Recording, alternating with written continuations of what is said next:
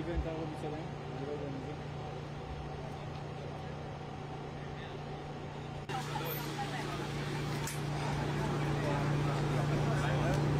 איפה עליזה?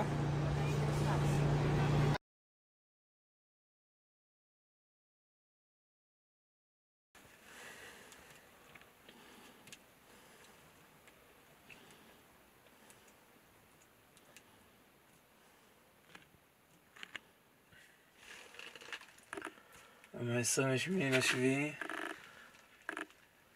שעה 12. אין לי מושג אם יהיה אוכל. אין לי שמץ של מושג מה יקרה עם זה. אני כבר לא אוכל לא יודע כמה ימים ברצף. אני נמצא פה במצב מאוד מאוד מאוד מאוד קשה כבר הרבה מאוד זמן, כבר כמה חודשים. אני לא אוכל, בקושי יש מים, אני אוכל ממש ממש ממש מעט. אתם יכולים לראות כמה אני רזה, זה לא פיקציה, זה אמיתי, אין אוכל.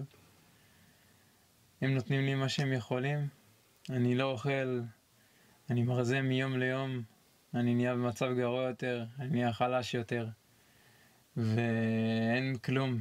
אחרי זה עדשים, אחרי זה עוד פעם לא אכלתי כלום. עדשים, עוד פעם לא אכלתי כלום.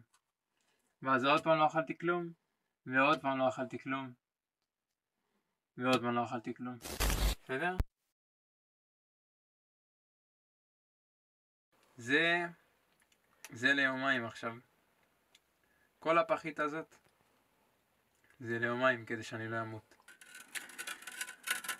מה שאני עושה עכשיו, אני חופר את הקבר. הקבר שמיועד מבחינתי לי, כי כל יום שעובר הגוף שלי הולך, נחלש, נראה רזה יותר וחלש יותר. מבחינתי זה נראה שאני בדרך למוות שלי. אני חופר לעצמי את הקבר שבו אני אולי אשכב, ובאמת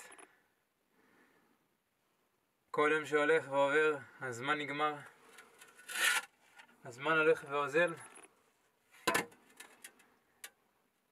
ורק אתם תוכלו לעצור את זה כדי שאני אוכל לשכב במיטה שלי